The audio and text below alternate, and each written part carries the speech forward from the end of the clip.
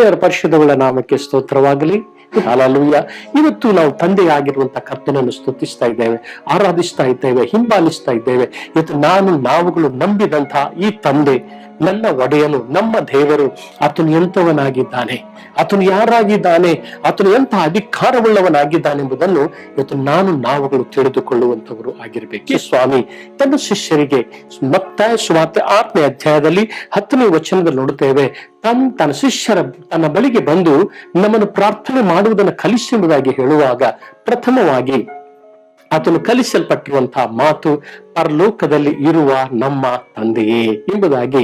ನೀವು ತಂದೆಯ ಕುರಿತು ಪ್ರಾರ್ಥನೆ ಮಾಡೋದಕ್ಕಿಂತ ಮೊದಲು ನೀವು ತಂದೆಯನ್ನು ಕೂಗುವರಾಗಿರಿ, ಕರೆಯುವರಾಗಿರಿ, ತಿಳಿದುಕೊಳ್ಳುವರಾಗಿರಿ ಎಂಬುದಾಗಿ ಆತನು ಹೇಳಿದ್ದಾನೆ. ದೇವರಿಗೆ ಸ್ತೋತ್ರ. ಯಾಕೆ ಅಂದ್ರೆ ಇವತ್ತು ನಾವು ಯಾವುದನ್ನು ಅರಿತುಕೊಂಡಿದ್ದೇವೋ ಅದನ್ನೇ ನಾವು ಆರಾಧಿಸುವರಾಗಿದ್ದೇವೆ ಎಂಬುದಾಗಿ ಯೋಹಾನ ಸುವಾರ್ತೆ 4ನೇ ಅಧ್ಯಾಯದಲ್ಲಿ 21, 22, 23, 24 ವಚನಗಳಲ್ಲಿ ಇವತ್ತು ನಾವು ಓದಿಕೊಳ್ಳುವರಾಗಿದ್ದೇವೆ. ದೇವರಿಗೆ ಸ್ತೋತ್ರವಾಗಲ್ಪಡಲಿ. ಹಾಗಾಗಿ ಇವತ್ತು ನಾನು ನಂಬಿರುವ ದೇವರ ಕುರಿತು ನಾನು ಏನು ಅರಿತುಕೊಂಡಿದ್ದೇನೆ, ನಾನು ನಂಬಿದ ಆರಾಧಿಸುವಂತ ತಂದೆ ಎಂಥವನೆಂಬುದಾಗಿ ಇವತ್ತು ನಾವು ತಿಳಿದುಕೊಂಡಿದ್ದೇವೆ. ಇವತ್ತು ನನ್ನ ದೇವರು, ಆತನು ಇರುವ ಅಧಿಕಾರ ಎಂಥದ್ದು, ಆತನು ಎಂಥ ಗಂಭೀರವುಳ್ಳವನೆಂಬುದಾಗಿ ತಿಳಿದುಕೊಂಡಿದ್ದೇವೆ ಎಂಬುದನ್ನು ಇವತ್ತು ನಾವು ದೇವರ ಸನ್ನಿಧಿಯಲ್ಲಿ ನಾವುಗಳು ಆಲೋಚನೆಯೊಂದಿಗೆ ನಾವು ದೇವರ ಕುರಿತಾಗಿ ತಿಳಿದುಕೊಳ್ಳುವುದಕ್ಕಾಗಿ ಇವತ್ತು ನಾನು ಇಷ್ಟಪಡುವನಾಗಿದೆ. ದೇವರಿಗೆ ಸ್ತೋತ್ರ.